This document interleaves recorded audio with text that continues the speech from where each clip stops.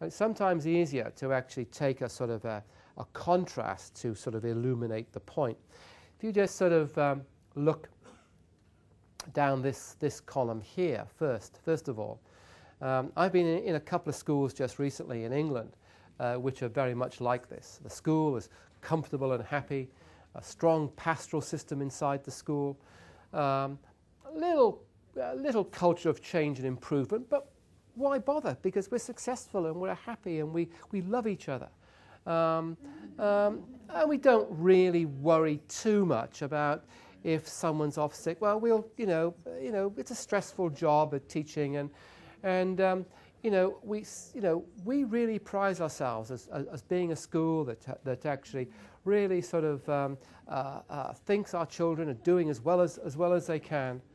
And the head is easygoing, but sometimes difficult to pin down in terms of not always there, doing a lot of community work. You're getting the sense of what I'm getting at. I was in one school. I must preserve some norms of confidentiality here. But I was in a school in the northwest of England a couple of weeks ago, and this school was in a very much of a leafy suburb school in a big city, and yet the actual performance of the youngsters was really, really poor. It was, it was sort of, in terms of value added, it was the lowest, out of 40 schools. But the results were sort of okay because it was a leafy suburb school. But the parents liked the school. The head was avuncular, and the new head was challenging some parents and said, "Well, why do you think this is a good school?" They said, "Oh, well, Mr. So-and-so, he always had a tear in his eye when he was introducing the school concerts, And again, the emphasis on welfare, but not on achievement. Contrast that with this stuff here, all right? And again, we get a sense of the increasing intensity, the increasing rigor, and the actual sort of perhaps need to actually face a resentment or resistance sort of early on in the process. And I won't go through this. You can read this as I'm talking, but I just want to focus a little bit on this issue here, the staff resentment and some of the resistance that we see.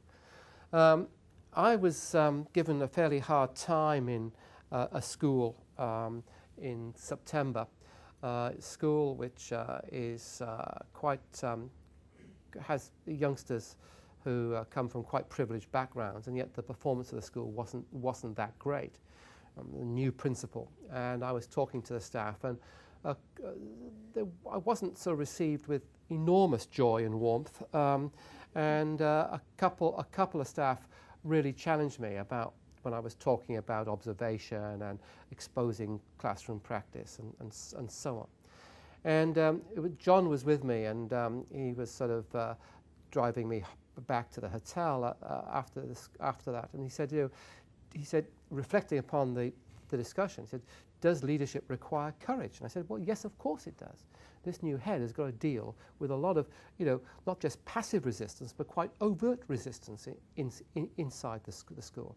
And that is enormously personally challenging and at times quite personally threatening."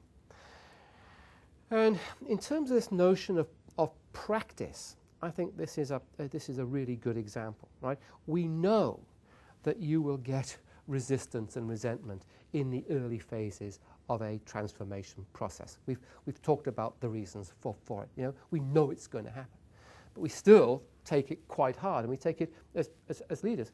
We take it quite personally as well. And they don't seem to be too many training programs on this either. There's not. We don't have a list of bullet points that Vic Zabar will give us, or Richard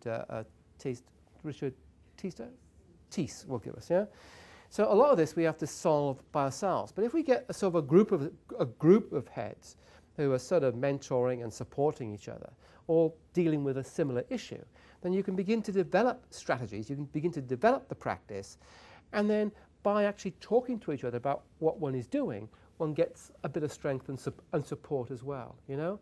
So that's what I mean about, you know, using the sort of diversity of experience in the place to try and sort of help build practice, but also help us become sort of more resilient, I suppose, in terms of the work that we're doing.